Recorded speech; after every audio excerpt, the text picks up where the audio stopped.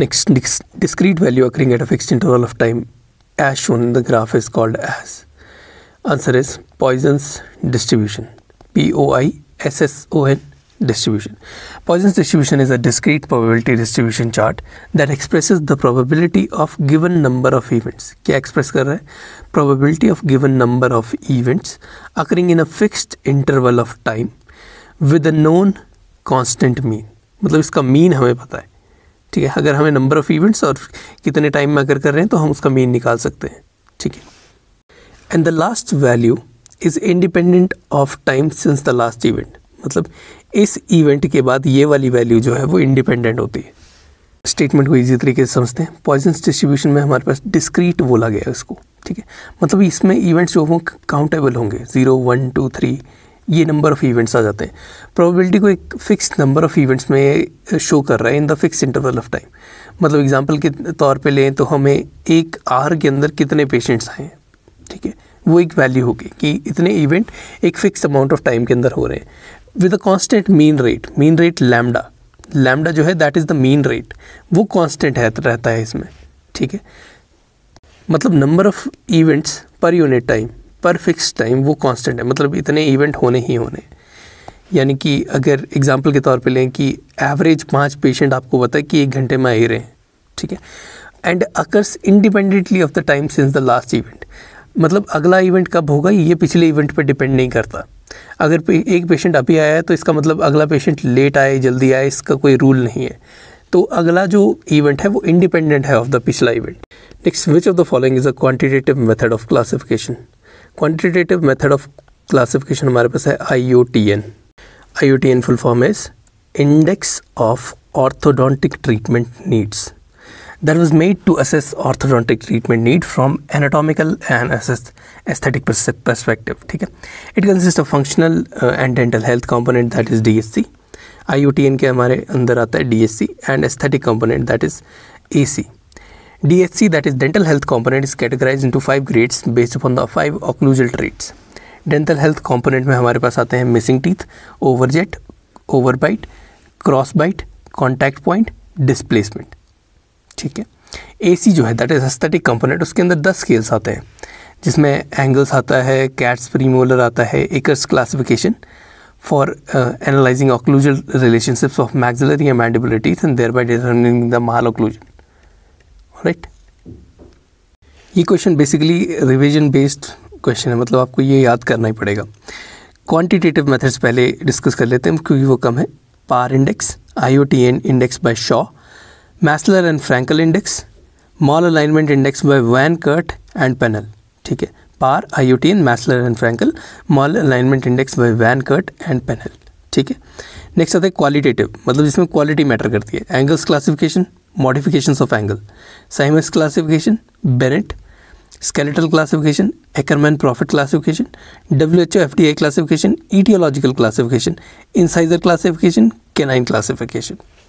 Next, silver diamine fluoride causes all except. देखो, silver diamine fluoride causes staining of mucosa, it causes prevention of caries, it causes arresting of the caries, it causes pigmentation of the teeth. Staining of oral mucosa भी करवाता है और pigmentation of the teeth भी करवाता है. But the fourth option that is wrong, it does not cause dental hypersensitivity, rather it causes dental less hypersensitivity.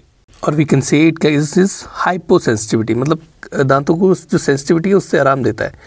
जो SDF है that is silver diamine fluoride, it is an inexpensive non-invasive medicament primarily used for preventing caries and is applied topically, ठीक है. It is 38% silver diamine fluoride made up of salt which is soluble in water through the addition of ammonia, ठीक है. Silver fluoride salt होता है जिसको हम ammonia की help के साथ पानी में मिला देते हैं, ठीक है. SDF received Food and Drug Administration approval in 2014 as a device for treating dental hypersensitivity. One of the major drawbacks of SDF is that it causes blackish pigmentation of oral mucosa and surrounding tissues. Next, CPI-TN index is used for what? CPI-TN index जो होता है that is community periodontal index treatment needs. तो ये determine करता है treatment needs को. Theory, the FDA WHO Joint Working Group 1 on periodontal diseases support the use of CPITN, that is Community Periodontal Index Treatment Needs, as an epidemiological screening procedure for periodontal treatment needs and in populations, and also in modified form for screening and monitoring of individuals by dental practitioners. ठीक है. Next about Dean's fluorosis index. Which one of the following is true? ठीक है. तो जो true statement है, that is white opaque areas involve at least half of the tooth surface in mild fluorosis. Dean's fluorosis index में हमारे पास different categories होती हैं. सबसे पहले आती है क्वेश्चनेबल में मतलब few white flecks to occasional white spots 1 to 2 millimetre in diameter, वो ऑब्जर्वेबल होते हैं इन द पेशेंट. क्वेश्चनेबल के बाद आता है हमारे पास वेरी माइल्ड में क्या होता है, small opaque paper white areas scattered over less than 25% of the tooth surface जो है वो ऑब्जर्वेबल होते हैं. ठीक है. उसके बाद हमारे पास आता है माइल्ड में क्या होता है कि white opaque areas on the tooth surface that involve at least half of the tooth surface. Mild में half of the tooth surface चला जा रहा है, वेरी माइल्ड में 1/4 जा रहा है. ठीक है. मॉडरेट में हमारे पास all the tooth surfaces involve and minute pitting is observe, मतलब सारे टूथ सरफेस इन्वॉल्व हो जाएंगे मॉडरेट में, प्लस पिटिंग हो जाएगी. मॉडरेटली सीवियर जो होता है उसमें स्मोकी वाइट अपीयरेंस हो जाती है, पिटिंग बहुत फ्रीक्वेंटली नोट की जाती है. ठीक है. ब्राउन स्टेन्स प्रेजेंट होते हैं, अगर डीपर होगा ब्राउन स्टेन तो वो डीपर ह्यू में दिखाई देगा, मतलब हल्का सा ब्राउन स्टेन ऐसे सा दिखाई देगा आपको. ठीक. फिर आता है सीवियर में हाइपोप्लेजिया बहुत ज़्यादा मार्क्ड हो जाता है. Hypoplasia is very marked so that the form of the teeth is affected, मतलब दांतों की जो फॉर्म है वही इफेक्ट हो जा रही है. डीपर पिट्स बनना स्टार्ट हो जाते हैं और डीपर स्टेन्स हो जाते हैं जो कि वाइड स्प्रेड दिखाई देते हैं in Dean's fluorosis index. Next, what will the label denominate in a virus vaccine which is heat labile. Heat labile vaccine पे लेबल जो रखा होगा that is VVM. The vaccine vial monitors, VVM, are the only temperature monitoring devices that routinely accompany the vaccine throughout the entire supply chain. ठीक है. It is a chemical indicator label that is attached to the vaccine containers. It records its cumulative heat exposure through gradual change in color. ये inner square जो है इसका ये colour change show करता है. ठीक है. अगर ये यहाँ पे वाइट की जगह इसका कलर जो है ये पर्पल की तरफ चला जाए या फिर पर्पल से डार्कर हो जाए, ठीक है, तो वहाँ पे मतलब होता है कि वैक्सीन जो है वो ज़्यादा हीट को एक्सपोज हो चुकी है. ठीक है. और उसको डिस्कार्ड करना पड़ेगा, उसको यूज़ नहीं कर सकते आप, मतलब उसका कोई काम ही नहीं है. Next, the study with the highest level of evidence is known as randomize control trial, RCT. हमारे पास 4 ऑप्शन दिए थे, case control study, cohort study, RCT, cross epidemiological studies. ठीक है. तो उसमें से उन चारों में से सबसे ज़्यादा हाईएस्ट लेवल जो था वो रैंडमाइज कंट्रोल ट्रायल का था. लेकिन लेवल्स के बारे में बात कर लेते हैं. सबसे पहले आता है level 1, evidence from the systemic review और the meta analysis of all relevant randomize control trials और evidence based clinical practice guidelines. They based upon systemic reviews. ठीक है. जो systematic reviews randomize control trial से आए हैं, जिसमें 3 या 3 से ज़्यादा हमने रैंडमाइज कंट्रोल ट्रायल को यूज़ किया है. ठीक है. जिनकी क्वालिटी अच्छी है उनको हम लेवल 1 में रखते हैं. नेक्स्ट आता है level 2, evidence obtain from at least 1 designated और डिज़ाइंड रैंडमाइज कंट्रोल ट्रायल, जहाँ पे लार्ज मल्टी साइट मतलब मल्टी साइट और मल्टी सैंपल हमने यहाँ पे कंट्रोल ट्रायल किया हुआ है, दैट इज़ लेवल 2. लेवल 3 में हमारे पास एविडेंस तो ऑब्टेन होता है from the well designed control trials without randomization. Level 3 में हम रैंडमाइजेशन नहीं कर रहे. ठीक है. This is like a quasi experiment. ठीक है. एक्सपेरिमेंटल डेटा होता है इसमें.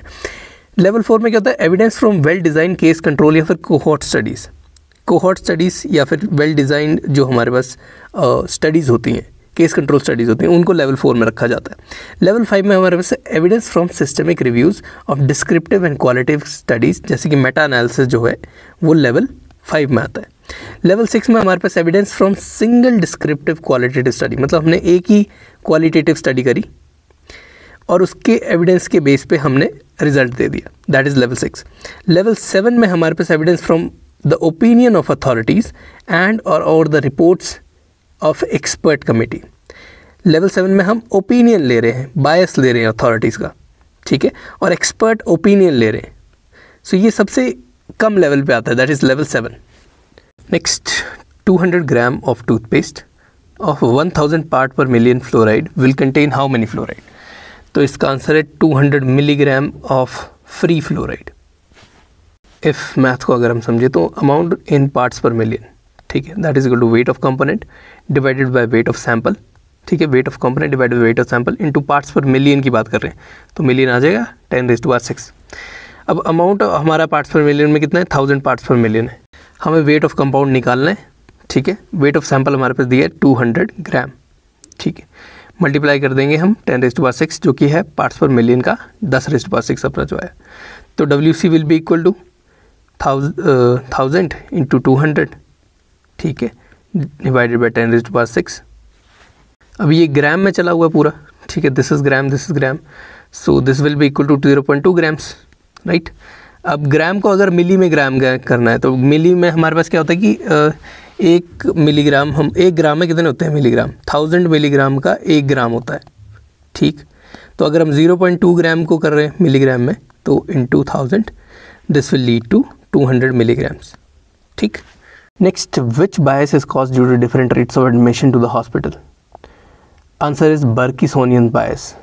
4 ऑप्शन दिए हैं हमारे पास, ठीक है। पहला है बर्किसोनियन बायस। बर्किसोनियन बायस, जब डिफरेंट डिजीज़ वाले पेशेंट हॉस्पिटल में अलग अलग रेट से एडमिट होते हैं तो उस स्टडी में उनका प्रोपोर्शन जो है वो सेम नहीं रहता, तो उसको हम कहते हैं बर्किसोनियन बायस। ये जो बायस था वो दिया था बाय डॉक्टर जोसेफ बर्किसोनियन, ठीक है। मान लो एग्जांपल के तौर पे अगर हम लेते तो डायबिटीज़ और हाइपरटेंशन का कोई रिलेशन नहीं है, तो हम दोनों पे स्टडी कर रहे हैं। अब हॉस्पिटल में दोनों डिजीज़ के कॉम्बिनेशन ज़्यादा मिलते हैं क्योंकि हॉस्पिटल में यूजुअली या तो सीवियर मल्टीपल डिजीज़ वाले लोग आते हैं या फिर डायबिटीज़ और हाइपरटेंशन कभी कभार साथ साथ आते हैं, ठीक है। इसलिए ऐसा लग सकता है कि डायबिटीज़ और हाइपरटेंशन हमेशा साथ साथ होते हैं, जबकि इनकी जनरल पॉपुलेशन में कोई इतना स्ट्रॉन्ग रिलेशन नहीं है कि ज़रूरी नहीं है कि हाइपरटेंशन के साथ डायबिटीज़ हो ही हो। यही चीज़ बर्किसोनियन जी ने बोली थी, ठीक है, जिनको उन्होंने बर्किसोनियन बायस का नाम दिया कि चीज़ें ज़्यादातर दिखती साथ साथ है लेकिन ओरिजिनलिटी में उनका साथ होना कोई ज़रूरी नहीं है।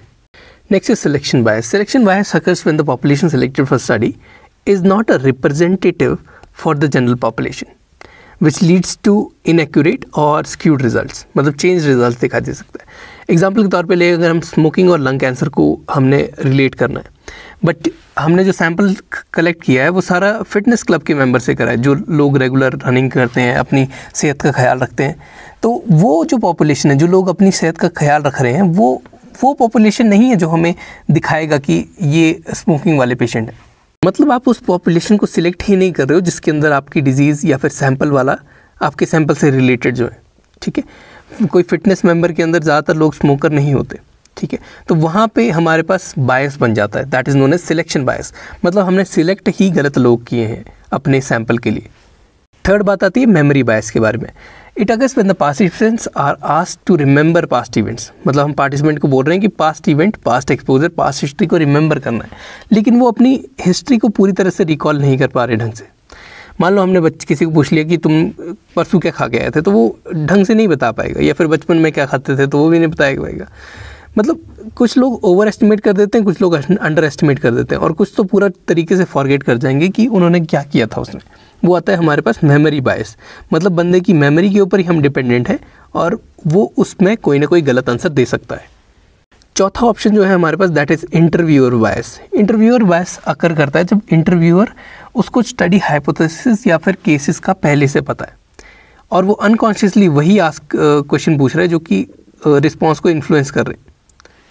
फॉर एग्जाम्पल, अगर स्टडी कंडक्ट की जा रही है whether oral contraceptive pills increase the risk of breast cancer और नॉट, तो इंटरव्यूअर को पता है कि केसेस के अंदर जो है वो ब्रेस्ट कैंसर पहले से प्रेजेंट है, और जो कंट्रोल ग्रुप है उसमें वुमेन को ब्रेस्ट कैंसर नहीं है लेकिन वो ओरल कॉन्ट्रासेप्टिव पिल्स ले रही हैं, ठीक है। तो वो एक हाइपोथेसिस बना लेगा दिमाग में कि ओरल कॉन्ट्रासेप्टिव पिल्स वाली जो यूज़ कर रहे हैं उनमें हायर रेट ऑफ ये ब्रेस्ट कैंसर का केस हो सकता है, ठीक है। क्योंकि अब इंटरव्यूअर अवेयर है इस चीज़ का, तो वो वही क्वेश्चन पूछेगा, जैसे कि आपने ओरल कॉन्ट्रासेप्टिव पिल्स कितने सालों तक लिए, ठीक है, आपने कोई डोजेज मिस किए थे नहीं किए, आपने कोई कौन सा ब्रांड आप यूज़ करते थे, ये चीज़ कंट्रोल कर रही हैं कि आपका आंसर क्या है।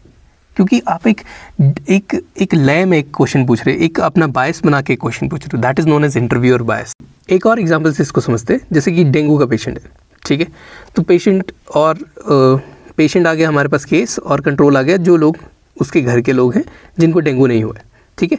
तो जो इंटरव्यूअर है वो क्वेश्चन ही वैसे पूछेगा कि आपके घर में कहीं ना कहीं पानी रुकता है, कहीं मच्छर होते हैं, कितनी देर तक पानी रुकता है, कितने दिनों तक पानी रुकता है, मच्छर काटते नहीं काटते, मतलब वो सारा क्वेश्चन ही मच्छरों के ऊपर ले जाएगा।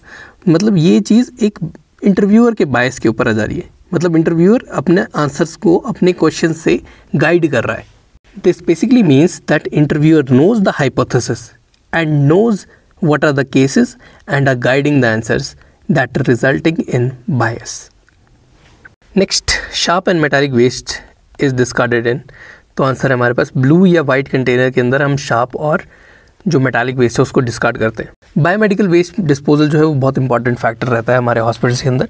देखो ब्लू वाइट जो प्लास्टिक बैग्स होते हैं वो पंचर प्रूफ होते हैं, या फिर वो डब्बे जो होते हैं पंचर प्रूफ होते हैं, जिसमें कि हम sharps, metals, needles, scalpel blades, hardwares जैसे कि ग्लासवेयर हो गया, इम्प्लांट्स हो गए, वो चीज़ें डिस्पोज करते हैं। रेड बैग में हम रिसाइक्लेबल कंटामिनेटेड ट्यूबिंग्स जैसे होती हैं, बॉटल्स, आईवी ट्यूब्स, कैथेटर्स, ये सारे हमारे रेड बैग में जाते हैं।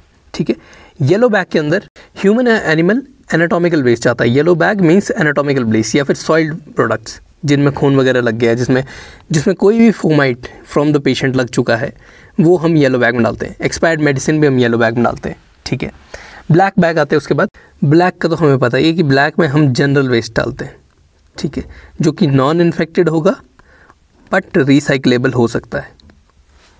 फॉर एग्जांपल पेपर, मतलब नॉन इन्फेक्टेड पेपर, ठीक है, एट्सेट्रा।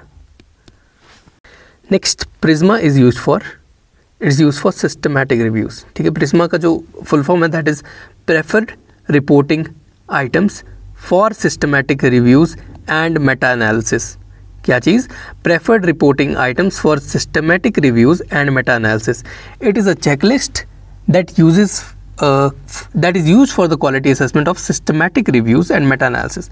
मतलब ये चेकलिस्ट है जो सिस्टमैटिक रिव्यूज़ और मेटा एनालिसिस होते हैं उनकी क्वालिटी को चेक करने के लिए। जो बाकी ऑप्शन दे रखे हैं हमारे पास that is CONSORT guidelines, CONSORT guidelines.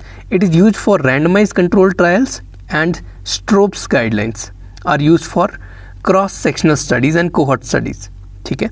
कॉन्सोर्ट की फुल फॉर्म होती है हमारे पास consolidated standards of reporting trials. ठीक है, जिसमें कि रैंडमाइज कंट्रोल ट्रायल आ जाता है हमारे पास। बाकी जो रहते हुए ऑप्शन है that is cross sectional studies and cohort studies. इन दोनों के लिए हमारे पास होती है स्ट्रोबीज गाइडलाइन, STROBES गाइडलाइन।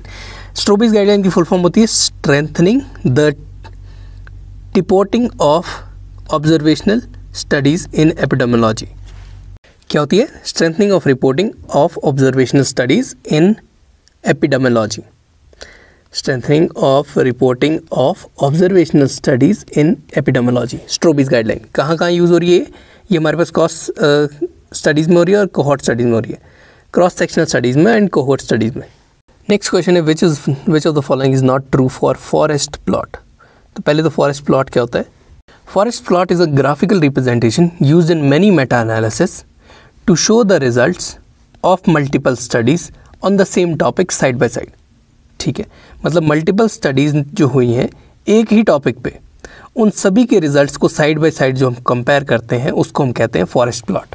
ये बेसिक सा ग्राफ होता है जिसमें फेवर कंट्रोल लिखा हो, फेवर इंटरवेंशन लिखा है। फेवर कंट्रोल में हमारे पास जो ग्रुप होगा उसको हमने स्टैंडर्ड माना हुआ है, उसमें हम प्लेसिबो दे रहे होंगे या फिर कोई भी ट्रीटमेंट नहीं दे रहे होंगे। ठीक है, तो इसको हम बेस लाइन लेके चलते हैं। ये हमारे पास होती है vertical line that is of null effect, जिसको हम कहते हैं लाइन ऑफ नल इफेक्ट। मतलब यहाँ पे पॉइंट ऑफ इंटरवेंशन जो है वो जीरो आता है, कंट्रोल भी फेवर कर रहा होता है और इंटरवेंशन भी फेवर कर रही होती है। ठीक है, there is a mean difference of zero. Each horizontal line put on to a forest plot represents a study that is being analysed. ये एक स्टडी है, ये हॉरिजॉन्टल लाइन एक स्टडी है, ये हॉरिजॉन्टल लाइन एक स्टडी, हर एक हॉरिजॉन्टल लाइन एक स्टडी है। Each line that studies confidence level, मतलब हर एक लाइन कितनी लंबी है वो स्टडी का कॉन्फिडेंस लेवल है कि उसकी क्वालिटी कितनी अच्छी है। The point estimate of the study result is represented by a black box. ठीक है, ये ब्लैक बॉक्स रिप्रेजेंट कर रहा है कि जो स्टडी है उसका एस्टिमेट कितना है, कितना साइज़ है, कितनी बड़ी स्टडी करी है हमने। ठीक है, जितना बड़ा ब्लैक बॉक्स होगा उतनी बड़ी स्टडी का सैंपल होगा। अब नेक्स्ट पॉइंट कहता है कि अगर ये जो हॉरिजॉन्टल लाइन है ये दोनों साइड की बराबर आ जाती है, ठीक है, तो इसका मतलब है स्टडी का कोई सिग्निफिकेंट रिजल्ट नहीं है, क्योंकि हमारे पास जो कंट्रोल है और इंटरवेंशन है वहाँ दोनों की जगह सेम रिजल्ट आ रहा है। अगर ये दोनों लाइनें बराबर आ जाती हैं तो यहाँ पे कैंसिल आउट कर जाएंगी। ठीक है, now at the bottom of the forest plot you will see a diamond, ठीक है।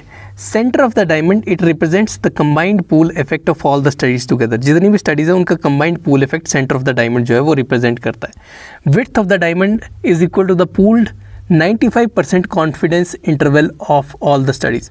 मतलब 95% जितना भी कॉन्फिडेंस है, मतलब जितनी भी स्टडीज़ शो हो चुकी हैं, प्रूव हो चुकी हैं, वो सारा जो है वो width of the diamond represent करता है। It is like taking an average of studies. जो ये बॉक्सेस हैं इनका जो एवरेज है वो डायमंड की फॉर्म में हम दिखा रहे हैं।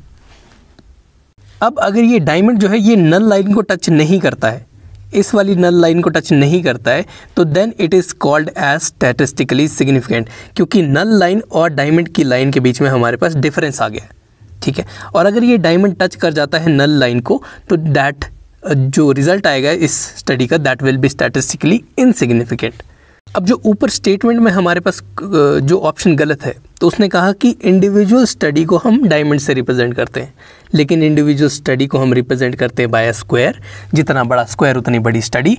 और डायमंड होता है सारी स्टडीज़ का मिक्सचर। जो लास्ट में हमारे पास रिजल्ट आ रहा है, फाइनल एस्टिमेट जो आ रहा है कॉन्फिडेंस लेवल्स का, कॉन्फिडेंस इंटरवल्स का, उनको कंबाइन जब हम करते हैं और उनकी एवरेज जब लेते हैं, then that is the diamond, ठीक है।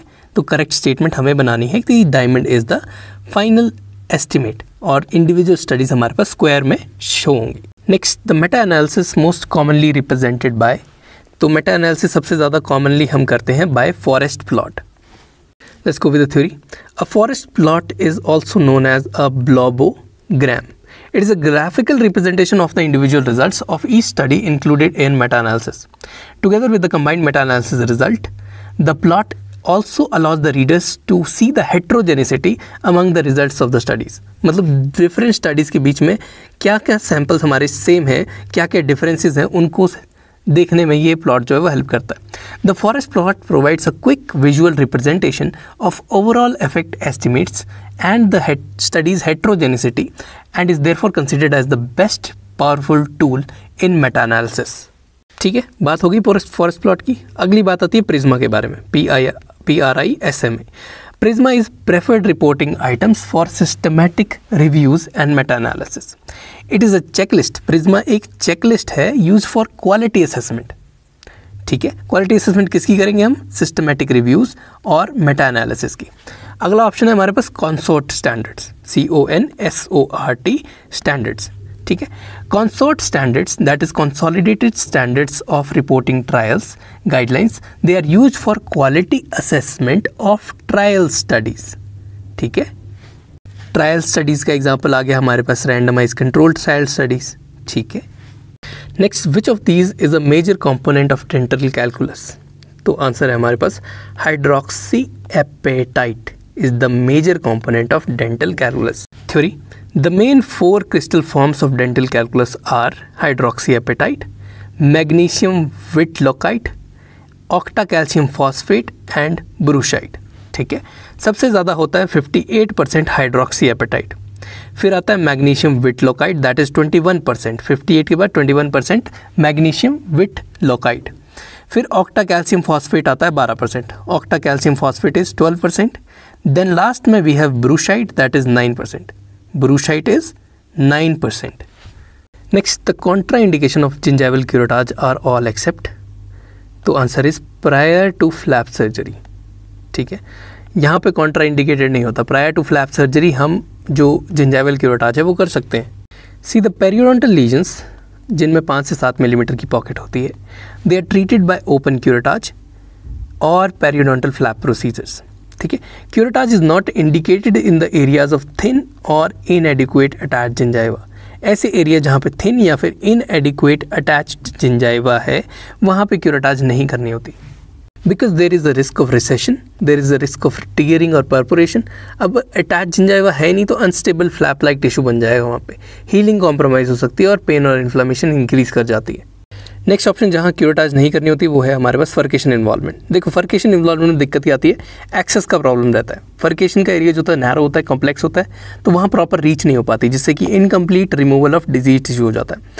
मतलब पूरी तरह से रिमूव नहीं हो पाता जो भी हमारा दिक्कत है. तो उसके हमारे रिमूवल के बजाय डैमेज के ज़्यादा चांसेस होते हैं, क्योंकि हम उसको काट रहे हैं, जो वहाँ पे ट्रॉमा इंड्यूस कर रहे हैं, लेकिन पूरा जो लीजन है या फिर पूरा जो ख़राब टिश्यू है, माइक्रोबियल फ्लोरा जो है, उसको रिमूव नहीं कर पा रहे हम, ठीक है, तो वहाँ पे लीजन की एडवांसमेंट बहुत जल्दी हो जाएगी, ठीक है। सो यहाँ पे भी हमें ओपन फ्लैप सर्जरी करके ही बेस्ट तरीका होता है कि हम फर्केशन इन्वॉल्वमेंट को भी ठीक कर पाएँ। नेक्स्ट आती बात फाइब्रोटिक टिश्यू की। देखो फाइब्रोटिक टिश्यू पहले ही टफ और नॉन इन्फ्लेम्ड होता है। फाइब्रोटिक पॉकेट्स वॉल्स होती हैं, फर्म होती है, थिक होती हैं, कोलेजन रिच होती हैं, तो जो क्यूरेट होते हैं उनसे वो ईजिली रिमूव नहीं होते, और कोई श्रिंकेज नहीं होती फाइब्रोटिक टिश्यू की आफ्टर क्यूरोटाज, बिकॉज रीमॉडलिंग नहीं हो पाती फाइब्रोटिक टिश्यू की, ठीक है, जिससे कि इनएफेक्टिव हीलिंग हो जाती है। फाइब्रोटिक टिश्यू में पहले ही वैस्कुलैरिटी कम है, सो हीलिंग जो है वो प्रोलॉन्ग कर जाती है, फिर इनएफेक्टिव हो जाती है, और there is a need for surgical correction. अगर फाइब्रोटिक टिश्यू है तो वहाँ पे हमें फ्लैप सर्जरी या फिर जिंजिवोप्लास्टी करनी पड़ती है, या फिर हमें ओपन क्यूरेटाज करना पड़ता है, ठीक है, और हम नॉर्मल जिंजाइवल क्यूरेटाज नहीं करते ऐसी कंडीशन में भी। Next, identify the defect shown in the image with the marked arrow. ये चीज़ पूछी हुई है, ये क्या चीज़ है, तो इसका आंसर है हमारे पास दिस इज़ फेनिस्ट्रेशन। फेनिस्ट्रेशन मतलब छोटी सी खिड़की खुली हुई है, बोन के बीच में खिड़की खुल गई, दैट इज़ फेनिस्ट्रेशन। और इसी के साथ अगर हम ये वाला देखें तो इसमें हमारे पास डेहिसेंस हो गई है पूरे रूट की, ठीक है, पूरी आगे की बोन की डेहिसेंस हो गई है। Let's go with the theory. Isolated areas of the root in which there is denudation of the bone at the root surface and covered only by periosteum and overlying gingiva and marginal bone is intact is called as fenestration, ठीक है। यहाँ पे isolated areas होते हैं denuded bone के, मतलब यहाँ पे एल्वियोलर बोन आइसोलेटेड एरियाज पे denuded हो गई है, whereas the denudation areas extend through the marginal bone and marginal bone defect से extend करके पूरा नीचे तक जा रहा है, ठीक है। This is known as dehiscence. Tenerilia forsythia belongs to which of the group of these bacteria? See, Tenerilia forsythia is an obligate anaerobic gram-negative bacterial species of Cytophagia bacteroidetes family. मतलब ग्राम नेगेटिव ऑब्लिगेट एनारोब है ये, ठीक है। It has been implicated in periodontal disease and is the member of red complex of periodontal pathogens. Red complex का member है। Terranelia forsythia was previously named Bacteroides forsythus and Terranelia forsythus. Next, which of these statements is false regarding the Gracie curates? ठीक है, तो सही statement क्या है कि ये एरिया स्पेसिफिक होती है, ऑफसेट एंगल 70 डिग्री का होता है, 2 कर्वेचर होते हैं ग्रेसी क्यूरेट के अंदर, 2 कर्वेचर्स, ठीक है। और चौथी जो स्टेटमेंट जो गलत है, that is it has 2 cutting edges. इसमें कटिंग एजेस 2 नहीं होती हैं, ठीक है, 1 कटिंग एज होती है, that is work with the outer edge only. Gracey curette works with the outer edge only, ठीक है। नाउ ग्रेसी क्यूरेट और यूनिवर्सल क्यूरेट में कुछ डिफरेंसेस होते हैं। Area of use, Gracey curette there are many set of curettes design for specific areas and specific surfaces. Universal curette में एक curate होगी जो कि सभी एरियाज और सर्फेस के लिए डिजाइंड है। कटिंग एज एक होती है ग्रेसी क्यूरेट में, और आउटर एज से ही कटिंग करती है। कर्वेचर 2 कर्व्ड प्लेन्स होते हैं, blade is curved up to the side, ठीक है, 2 curved planes, blade is curved up to the side. Blade angle जो होता है ऑफसेट ब्लेड होता है, face of the blade is bevelled at 60 degrees to shank. Face of the blade is bevelled at 60 degrees to the shank. Universal में क्या होता है, universal में blade does not have any offset, face of the blade is bevelled at 90 degree to the shank. Universal में 90 degree है और ग्रेसी में हमारे पास 60 टू 70 डिग्रीज मान लेते हैं इसको, ठीक है। उसके बाद बात आती है कि कर्वेचर यूनिवर्सल में एक ही प्लेन में कर्व्ड होता है, blades curved up not to the side, ठीक। यूज़ में क्या है, दोनों कटिंग एजेस यूज़ हो सकती हैं, इनर और आउटर एजेस दोनों यूज़ हो सकती हैं फॉर कटिंग एजेस, ठीक है, ये यूनिवर्सल का काम हो जाता है। Next, according to Miller classification, identify the class of gingival recession that is shown in the image below. तो ये जिंजाइवल रिसेशन है, हमें क्लास बतानी है इसकी। सो this is type 2 Miller classification के हिसाब से। फॉर मिलर्स क्लासिफिकेशन हम 2 चीज़ें देखते हैं। सबसे पहले आता है अटैच जिंजाइवा और दूसरा आता है म्यूकोजल टिश्यू, ठीक है।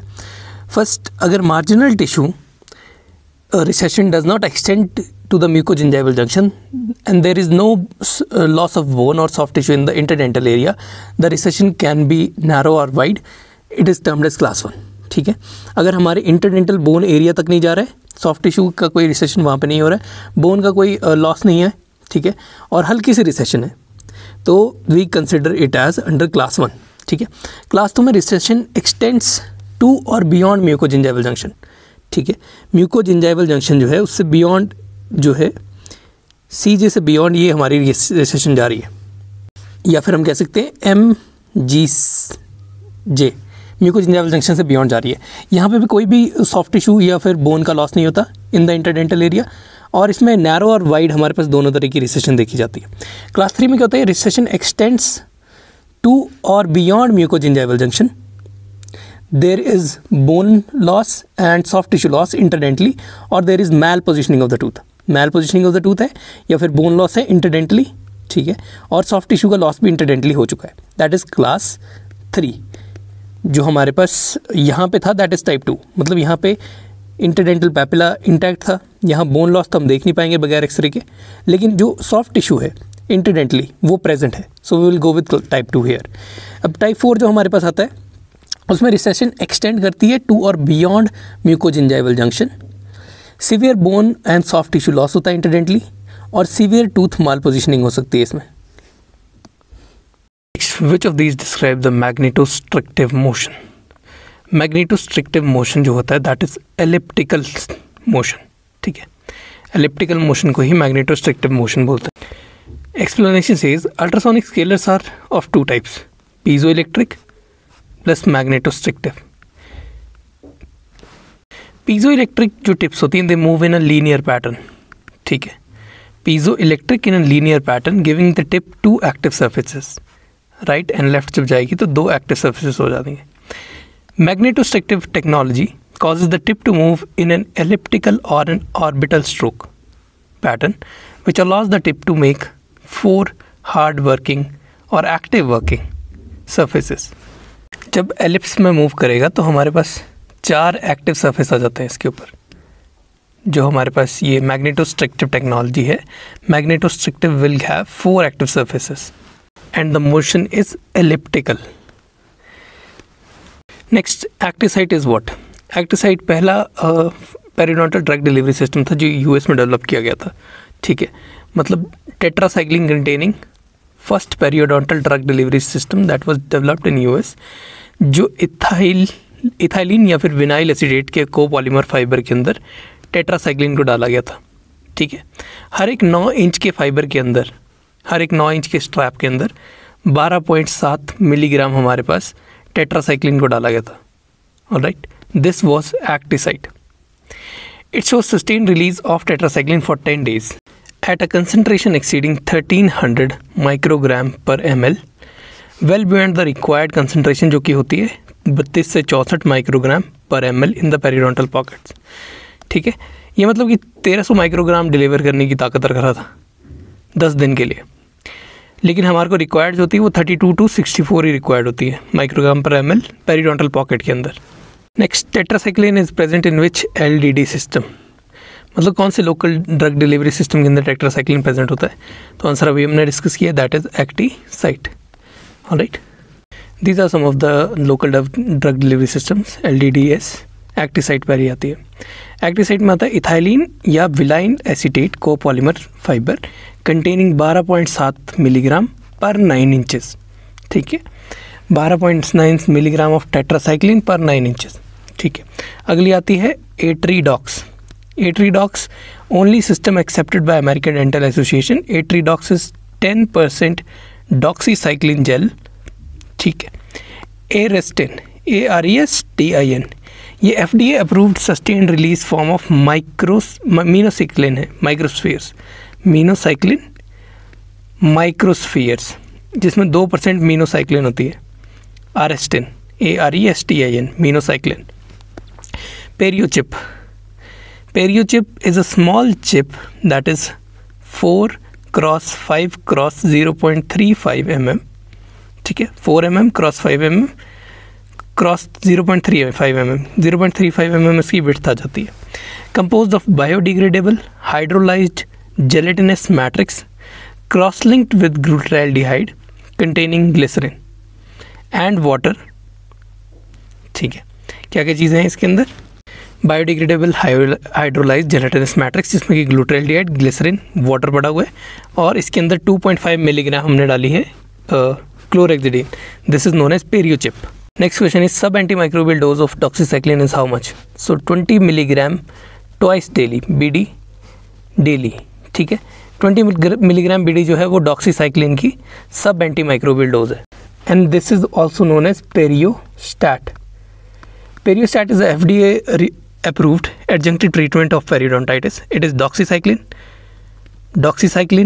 hyclate HYCLATE, available as 20 milligram capsule used by the patients twice daily. ठीक है। The main action of this periostat is suppression of polymorphonuclear cells released collagenase, मतलब जो PMNs collagenase रिलीज करते हैं उसको ये सप्रेस करता है। Next, which of the following is true for ANUG acute necrotising ulcerative gingivitis. ठीक है, 4 ऑप्शन है हमारे पास। It is seen in children, गलत। इट इज़ कंटेजियस, गलत। इट इम्यूनिटी डेवलप हो जाती है अनग के लिए, गलत। ये ऑप्शन भी गलत है। तो ट्रू चौथा ऑप्शन बचता है हमारे पास, दैट इज ड्यूरेशन जो है एक्यूट नेक्रोटाइजिंग अल्सरेटिव जिंजिवाइटिस की वो वेरिएबल होती है हर एक पेशेंट के हिसाब से। The necrotizing ulcerative gingivitis, it is identified as an acute disease, then it is classified as ANAG.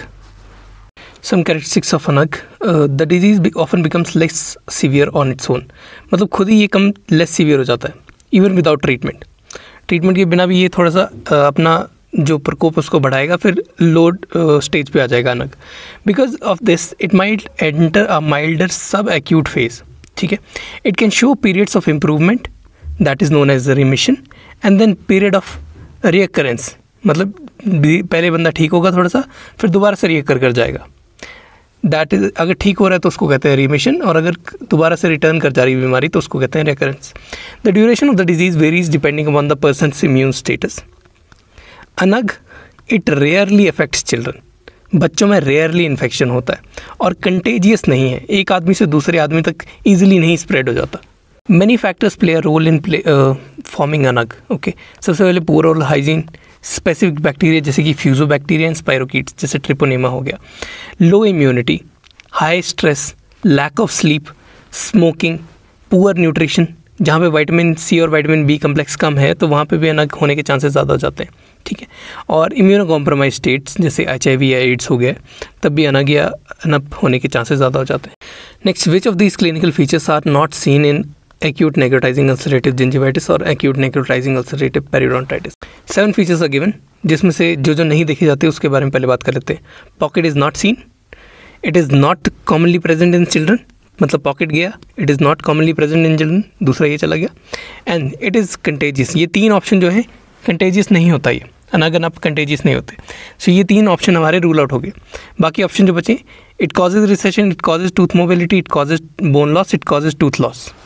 Let's go with the differences between a necrotizing ulcerative gingivitis, desquamative gingivitis and chronic destructive periodontal disease. First, bacterial smears की बात करते हैं। Necrotizing ulcerative gingivitis में फ्यूरोस्पाइरोकीटल complex देखा जाता है and only the marginal gingiva is affected. ठीक है, जो desquamative gingivitis है उसमें न्यूमरस एपिथेलियल सेल्स देखे जाते हैं, कुछ बैक्टीरियल फॉर्म्स देखे जाते हैं, लेकिन मार्जिनल और अटैच जिंजाइवा दोनों अफेक्टेड होते हैं। ठीक है, इसके अलावा अदर सॉफ्ट टिश्यू एरियाज जो होते हैं ओरल म्यूकोसा के अंदर वो भी अफेक्टेड होते हैं डिस्क्वामेटिव जिंजिवाइटिस के अंदर। क्रॉनिक डिस्ट्रक्टिव पेरिडोंटल डिजीज़ के अंदर हमारे पास बैक्टीरियल स्मीयर्स वेरिएबल होते हैं और सिर्फ मार्जिनल जिंजाइवा अफेक्ट होता है। क्रोनिक के अंदर भी सिर्फ मार्जिनल जिंजाइवा और नेक्रोटाइजिंग के अंदर भी सिर्फ मार्जिनल जिंजाइवा। डिस्क्वामेटिव में सारी डिफ्यूज इन्वॉल्वमेंट हो जाती है। Next about history, acute history आती है, मतलब पेनफुल सिम्टम्स के साथ पेशेंट आपको शो करेगा। ठीक है, डिस्क्वामेटिव जिंजिवाइटिस में हमारे पास क्रॉनिक हिस्ट्री के साथ पेशेंट आता है, इसमें पेन हो भी सकती है नहीं भी हो सकती है डिस्क्वामेटिव वाले में। क्रॉनिक डिस्ट्रक्टिव पेरिडोंटल डिजीज़ में क्रॉनिक हिस्ट्री होती है, बहुत लंबे टाइम से डिजीज़ चल रही होती है। अगर इसमें कोई भी कॉम्प्लिकेशन नहीं आई है, जो टिश्यू अफेक्टेड हुआ है उसमें कोई कॉम्प्लिकेशन नहीं आई है, तो वहाँ पे पेनलेस लीजन बने हुए होंगे। Next, there is a pseudo membrane that is present in necrotizing ulcerative gingivitis. Desquamative gingivitis में patchy desquamation of gingival epithelium present होता है। What is present? Patchy desquamation of gingival epithelium. Chronic वाले case में हमारे पास कोई भी डिस्क्वामेशन present नहीं होता, लेकिन पुरुलेंट मटेरियल मतलब डिस्चार्ज पॉकेट से जो है वो निकल रहा होता है। क्रॉनिक में डिस्चार्ज निकल रहा होगा, इसमें हमारे पास पैची डिस्क्वामेशन प्रेजेंट होगी जिंजाइवल एपिथेलियम की, और नेक्रोटाइजिंग में सूडो मेम्ब्रेन प्रेजेंट होगी। देखो, सूडो मेम्ब्रेन जो नेक्रोटाइजिंग अल्सरेटिव जिंजिवाइटिस के अंदर हमने देखी है, उसमें सॉफ्ट ग्रे वाइट लेयर की बनी हुई होती है, जो कि डेड टिश्यू को कवर कर रही होती है, जो या तो अल्सर को कवर कर रही होती है। ठीक है, उसके बाद बात आती है पैपिलरी और मार्जिनल नेक्रोटिक लीजन्स प्रेजेंट होते हैं। इसमें पैपिला का कोई डिस्क्वामेटेड में पैपिला का नेक्रोसिस नहीं होता। और जो क्रॉनिक है उसमें भी papilla does not undergo noticeable necrosis, मतलब क्रॉनिक और डिस्क्वाइमेंट में पैपिला सेफ रहेगा, लेकिन नेक्रोटाइजिंग अल्सरेटिव जिंजिवाइटिस के अंदर papillary and marginal necrotic lesions present होते हैं। ठीक है, अब नेक्रोटाइजिंग अल्सरेटिव जिंजिवाइटिस दोनों जेंडर्स को बराबर अफेक्ट करते हैं। ओकेजनली चिल्ड्रन अफेक्टेड होते हैं, और मतलब चिल्ड्रन बहुत कम अफेक्टेड होते हैं नेक्रोटाइजिंग अल्सरेटिव जिंजिवाइटिस के अंदर। एंड कैरेक्टरिस्टिक फिटेड ऑर्डर हमारे को दिखाई देती है इस पेशेंट के अंदर। फिटेड ऑर्डर का मतलब होता है बहुत ही फाउल स्मेल होती है, जैसे कि कोई सड़ा हुआ खाना हो गया वैसा, या सड़ी हुई बास मुंह से आ रही होती है, वैसा स्मेल आता है नेक्रोटाइजिंग अल्सरेटिव जिंजिवाइटिस में। जो डिस्क्वामेटेड जिंजिवाइटिस है उसमें ज़्यादातर अडल्ट्स को इफेक्ट करता है, सभी ज़्यादातर अडल्ट्स को इफेक्ट करते हैं, लेकिन ओकेजनली नग जो है वो चिल्ड्रन को करता है। ठीक है, ओकेजनली वर्ड याद रखना है। डिस्क्वामेटेड मोस्टली अडल्ट्स को और मोस्ट ऑफन वुमेन को, विमेन में ज़्यादा अफेक्ट करता है, इसमें बदबू नहीं आती पेशेंट के मुंह से। क्रॉनिक केस में क्या होता है, generally adults occasionally in children, मतलब generally adults occasionally in children. कुछ अडर प्रेजेंट होगी लेकिन उतनी ज़्यादा स्ट्राइकिंगली बदबूदार नहीं होती है। ठीक है, उतनी ज़्यादा गंदी सड़ी हुई स्मेल नहीं आती, लेकिन अडर प्रेजेंट होती है क्रॉनिक केसेस में भी। Next, the difference between the necrotizing ulcerative gingivitis and primary herpetic gingivostomatitis. ठीक है, नेक्रोटाइजिंग अल्सरेटिव जिंजिवाइटिस में there is etiologies interaction between host and bacteria, mostly फ्यूरस पायरोकीट्स। नेक्रोटाइजिंग कंडीशन हो जाती है, पंच्ड आउट जिंजाइवल मार्जिन हो जाता है और सूडो मेम्ब्रेन बनती है दैट पील्स ऑफ। ठीक है, अब सूडो मेम्ब्रेन पील ऑफ हो जाएगी जिससे कि रॉ एरिया रह जाएंगे। इसमें सिर्फ मार्जिनल जिंजाइवा इफेक्ट होगा, बाकी ओरल टिश्यूज रेयरली इफेक्ट होंगे। ठीक है, primary herpetic gingivostomatitis specific viral etiology है, that is herpes virus. Diffuse erythema और वेसिकुलर इरप्शन दिखते हैं, वेसिकुलर रप्चर कर जाती है, एक स्लाइटली डिप्रेस्ड या ओवल या स्फेरिकल अल्सर को छोड़ जाती है पीछे। ठीक है, डिफ्यूज इन्वॉल्वमेंट हो जाती है जिंजाइवा की, दैट में include buccal mucosa and lips. ठीक, यहाँ तक हो गया। Necrotizing ulcerative gingivitis, it is uncommon in children, no definite duration, no demonstrated immunity and contagion not demonstrated, मतलब कंटेजियस जो तरीका है, मतलब कंटेजियस एक से बंदे से दूसरे बंदे तक जाएगी, वो डेमोस्ट्रेट नहीं हुआ है आज तक। हर्पीस एक बंदे से दूसरे बंदे तक जा सकती, कंटेजियस है। ड्यूरेशन ऑफ एक्शन 7 से 10 दिन कहा जाता है। Acute episode results in some degree of immunity, अगर एक्यूट एपिसोड हुआ है तो वहाँ पे बॉडी के अंदर एंटीबॉडीज़ बनना शुरू हो जाते हैं और कुछ डिग्री की इम्यूनिटी मिलती है, और फ्रीक्वेंटली चिल्ड्रन में आकर कर जाता है, क्योंकि बच्चे अपने हाथों को और मुंह को ज़्यादा कॉमनली टच करते हैं। Next, identify the instrument given in the image below. तो ये हमारे पास है हो स्केलर। ठीक है, HOE scaler. 5 basic scaling instrument होते हैं हमारे पास, curette, sickle, file, chisel, hoe. Hoe scalers are use for scaling of ledges और रिंग्स ऑफ कैलकुलस। ठीक है, उनका ब्लेड जो होता है वो 99 डिग्री के एंगल पर बेंट होता है। Cutting edge is bevelled at 45 degree, ये जो कटिंग एज है ये 45 डिग्री पे बेबल्ड होती है। Blade is slightly board so that it can have 2 point contact. Blade को स्लाइटली बो किया जाता है ताकि इसके पास 2 पॉइंट कॉन्टैक्ट आ जाए, एक इनर साइड एक outer side. Next, full mouth disinfection is done with in how many hours. तो आंसर है हमारे पास फुल माउथ डिसइंफेक्शन जो है वो 24 घंटे के अंदर की जानी चाहिए। ठीक है, 24 hours. To reduce the chance of intra oral translocation and treatment strategy called as 1 stage, the full mouth disinfection was introduced by Leuven group in 1990। 1990 में लियू वेन ग्रुप ने हमारे पास फुल माउथ डिसइंफेक्शन का concept रखा था। ठीक है, it includes the following efforts. First, full mouth scaling and root planing within 24 hours to reduce the number of subgingival pathogens. Subgingival pathogens को रिड्यूस करने के लिए हम 24 घंटे के अंदर ही पूरे माउथ की स्केलिंग और रूट प्लेनिंग करते हैं। सबजिंजाइवल इरिगेशन करते हैं उसके बाद, और पॉकेट्स को इरिगेट करते हैं विद 1% क्लोरहेक्सिडीन जेल यूज़ कर रहे हैं। ठीक है, to kill the remaining bacteria. 1% chlorhexidine gel to kill the remaining bacteria. इसके साथ साथ टंग ब्रशिंग की जाती है with the help of antiseptic to reduce the bacterial load in saliva. ठीक है, और जब बैक्टीरियल लोड कम होता है तो टॉन्सिल्स होते हैं उन पे भी बैक्टीरियल लोड कम हो जाता है। क्यों? क्योंकि टॉन्सिल जो है हमारे वो बैक्टीरियाज को अपने अंदर होल्ड करके रखते हैं, as a reservoir of bacteria की तरह एक्ट करते हैं। ये बैक्टीरिया वापस स्प्रेड कर सकते हैं, तो हम बैक्टीरियल लोड ही टॉन्सिल्स के अंदर कम कर रहे हैं, जिससे कि री इन्फेक्शन का खतरा पेरियोडोंटल क्लीनिंग के बाद, जो हमने सर्जिकल प्रोसीजर किया उसके बाद, कम रहे। ठीक है, this helps in better healing and long term control of the gum disease. Next, trauma to the tooth with pain but no mobility और displacement is called as concussion. ठीक है, ये बेसिक डेफिनेशन दी हुई है कंकशन की और हमें option choose करना था। ठीक है, the tooth is tender to touch on tapping, it is not displaced and it has not increased any mobility from normal, that is known as concussion. ठीक है, इसके अलावा 3 डेफिनेशन और आ जाएंगी हमारे पास बाकी 3 ऑप्शंस की।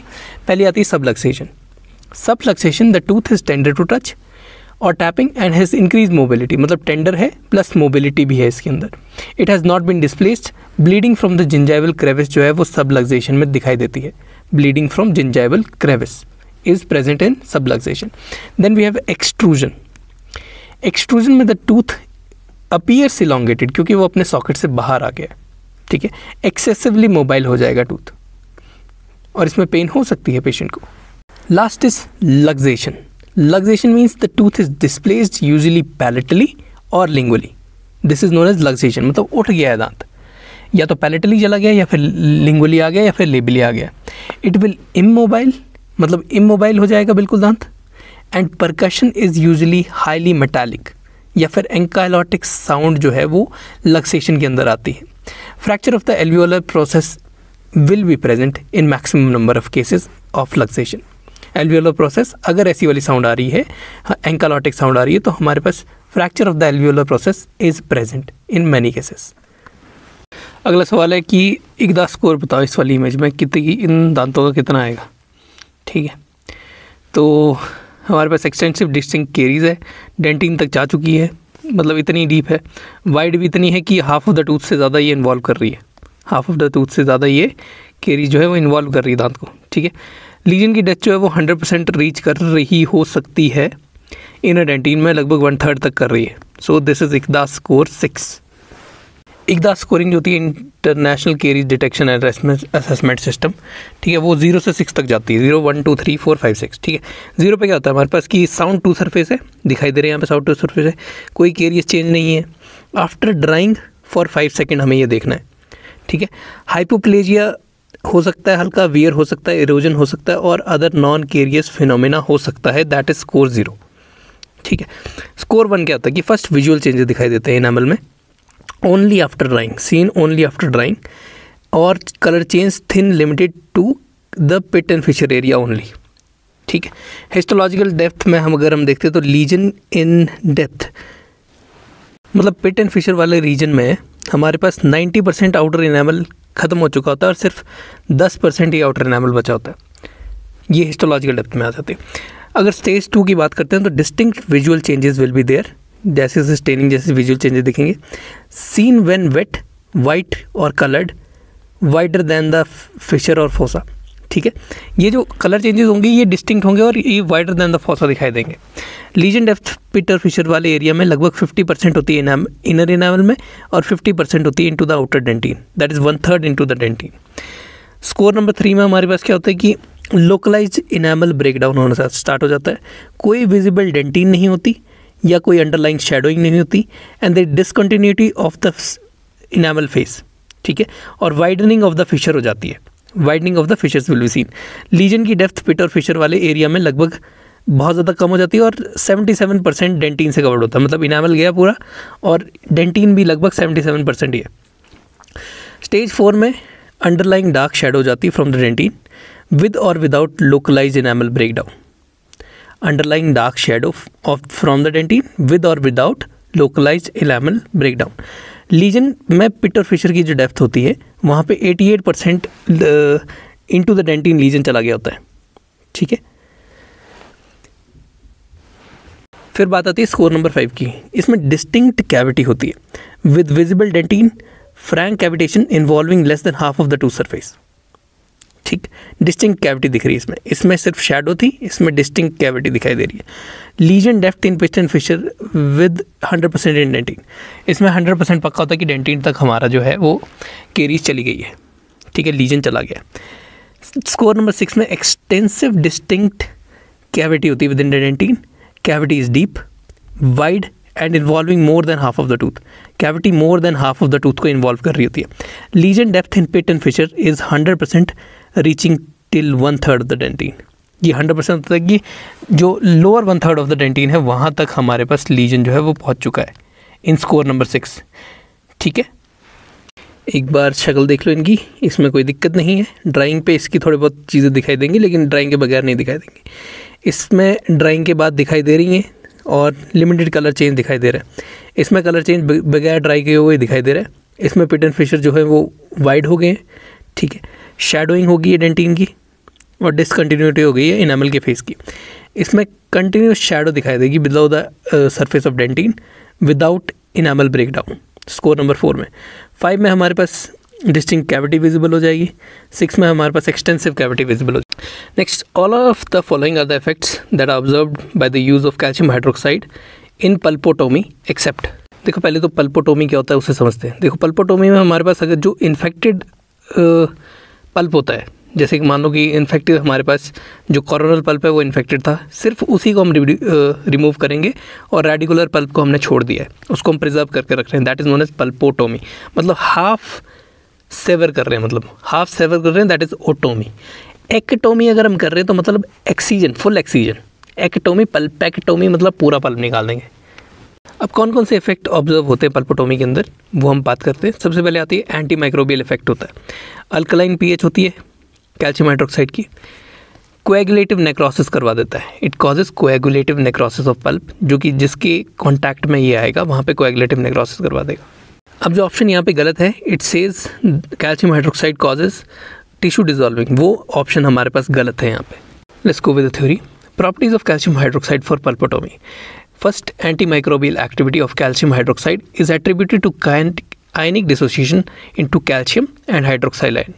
Hydroxyl ions are being lethal to bacterial cells. 3 mechanism से काम करता है हाइड्रोक्सल आयन, क्योंकि ये फ्री रेडिकल की तरह काम कर रहा है। तो ये सबसे पहले डैमेज करेगा साइटोप्लाज्मिक मेम्ब्रेन को, डैमेज करेगा डीएनए को और डैमेज करेगा प्रोटीन्स को बाय कॉजिंग प्रोटीन डीनेचुरेशन। देखो डीएनए डैमेज कर दिया इसने, साइटोप्लाज्मिक मेम्ब्रेन डैमेज कर दी, तो लास्ट में ये प्रोटीन की डीनेचुरेशन करवा देगा। ठीक है, इन तीनों मैकेनिज्म से ये बैक्टीरियल सेल को ख़त्म करता है। Also calcium hydroxide helps in mineralisation and repair due to its high pH. जो सुपरफिशियल लेयर होती है उसमें नेक्रोसिस बन जाती है, जो पल्प की सुपरफिशियल लेयर आ जाती है उसके ऊपर नेक्रोसिस हो जाती है। And it acts as a stimulant for hard tissue formation, और वो एक स्टिमुलेंट की तरह एक्ट करता है फॉर हार्ट टिश्यू फॉर्मेशन जहाँ पर ये कैल्शियम हाइड्रोक्साइड टच कर रहा है। Now, when in contact with the vital pulp, it causes coagulative necrosis beneath calcium hydroxide due to its high pH. The change is accompanied by acute inflammatory changes in the underlying tissue. ठीक है, जहाँ पे touch हो रहा है pulp के साथ या फिर जो जहाँ पे टिश्यू के साथ टच कर रहा है वहाँ पे ये एक्यूट इन्फ्लामेटरी चीज़ें शो करता है। After 4 weeks, a new odontoblastic layer eventually develops and a bridge of dentine develops over it. ठीक है, मतलब ये एक डेंटिन बनाने की कोशिश करता है। जो चौथा ऑप्शन हमारा गलत था कि टिश्यू डिजॉल्विंग कभी भी कैल्शियम हाइड्रोक्साइड नहीं करता। ठीक है, next question is according to Erikson psychological behaviour theory, behaviour guidance can be best done in which stage. तो आंसर है इसमें एलिमेंट्री और मिडिल स्कूल की जो एज होती है, मतलब कि इंडस्ट्री वर्सेस इंफीरियॉरिटी वाली जो स्टेज होती है उसमें हम साइकोलॉजिकल बिहेवियर की गाइडेंस सबसे ज़्यादा ईजिली कर सकते हैं। Theory also says that behavior guidance techniques such as modeling, tell show do technique, क्या चीज़ modeling and tell show do technique are effective for elementary and middle school age children, जो कि 6 से 12 साल की उम्र के होते हैं, 6 to 12 years वाले। नेक्स्ट क्वेश्चन इज के swallow is used for। तो के swallow retained infantile swallow को ठीक करने के लिए हम यूज़ करते हैं। अगर इजीली इसे एक्सप्लेन करें तो बेसिकली हम टंग की स्ट्रेंथनिंग एक्सरसाइज करवा रहे हैं, के स्वैलो एक्सरसाइज। ठीक है, purpose of this exercise is to improve the swallowing power, speech, clarity and tongue strength. इसको के स्वैलो क्यों बोला जाता है? क्योंकि जब हम के की साउंड निकालते हैं तो नेचुरली हमारी के जब बोलेंगे तो बैक ऑफ द टंग जो है वो लिफ्ट हो जाता है टुवर्ड्स द सॉफ्ट पैलेट। ये पोजीशन जो है वो हमें हेल्प करती है to identify the exact muscle group that is needed for स्वैलोइंग।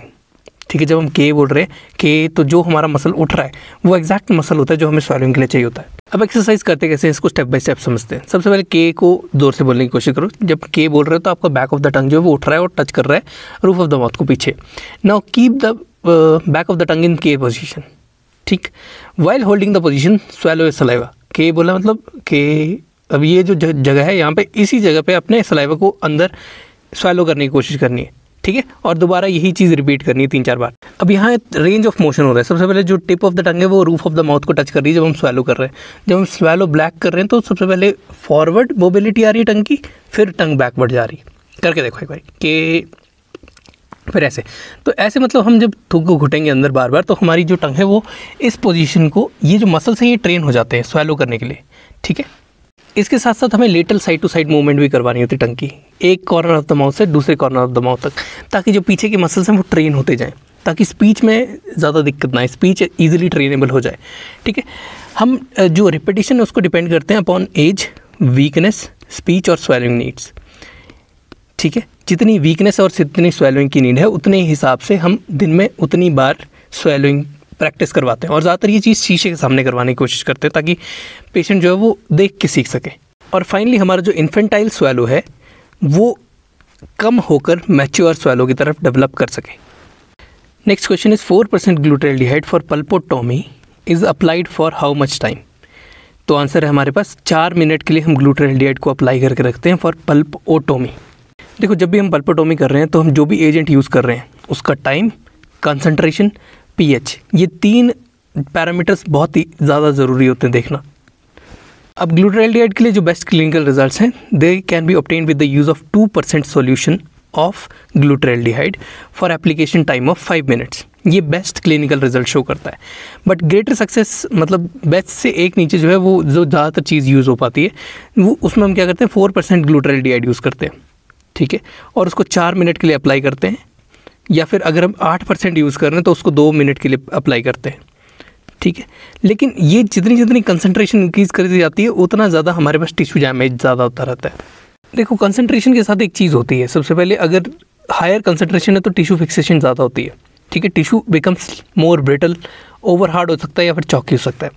Cytotoxicity ज़्यादा होती है हायर कंसंट्रेशन की, अनकंट्रोल्ड रैपिड एक्शन ज़्यादा होता है, पेनिट्रेशन पुअर होती है और डेलिकेट टिश्यूज़ के लिए उतना सेफ नहीं रहता। तो मैक्सिमम केसेस में हम 4% यूज़ करते हैं, और 4% भी हम 4 मिनट के लिए यूज़ करते हैं, ठीक है। अगर हम कंसंट्रेशन बढ़ा रहे हैं 8% कर रहे हैं तो उसको हम 2 मिनट के लिए यूज़ करेंगे, ठीक है। अगर हम कंसंट्रेशन घटा रहे हैं 4 से, अगर 2% सॉल्यूशन यूज़ कर रहे हैं तो हम उसको 5 मिनट के लिए यूज़ करेंगे, ताकि हमें ऑप्टिमल पल्पोटोमी का रिजल्ट जो है वो मिल सके। नेक्स्ट क्वेश्चन है, a 7-year-old child comes to you with the lingually erupting mandibular incisors and retained deciduous incisors. What should be the immediate treatment? तो इसमें जो आंसर दिया गया है हमारे पास, that is wait and watch till the lower lateral incisor erupts. Let's go with the explanation. Majority of lingually erupted lower central or lateral incisors are self-correcting, ठीक है, till 8 years of age. The tongue usually positions the permanent incisors forward into the normal alignment. Also, an increase in the lower anterior intercanine width, that is 0 to 5 mm, average of 2 to 3 mm increase is there, which compensates to accommodate lower permanent anterior teeth. If it is not self-corrected by the age of 8 years, then the lateral incisor eruption, no further increase in the intercanine width will occur. मतलब कि lateral incisor के आने के बाद भी अगर lower incisor पीछे को रह रहा है तो वो ठीक नहीं हो पाएगा। If labial migration has not occurred by the age of 8.2 years, अगर लेबियल माइग्रेशन 8.2 ईयर्स तक नहीं हुई है for lingually erupted central incisors and 8.4 years for lateral incisors, lingually erupted lateral incisors, then the extraction of the deciduous teeth should be considered, ठीक है। तो सबसे ज़्यादा सही ऑप्शन जो है that is wait and watch till the lower lateral incisor erupts, और उसके बाद wait and watch till the deciduous incisors fall off. ये दोनों ऑप्शन सही हैं, बट इरप्शन वाला ऑप्शन हम पहले लेंगे rather than the second option. The last question, vestibular screen schedule time is how much. देखो vestibular screen should be applied full night plus 2 to 3 hours in the day, ठीक है, मतलब night के 12 घंटे रख लो प्लस 2 से 3 घंटे दिन के रख लो, तो टोटल 15 घंटे हो गए हमारे पास। Theory, the patient is instructed to wear the vestibular screen at night and 2 to 3 hours in the day so as to maintain the lip seal.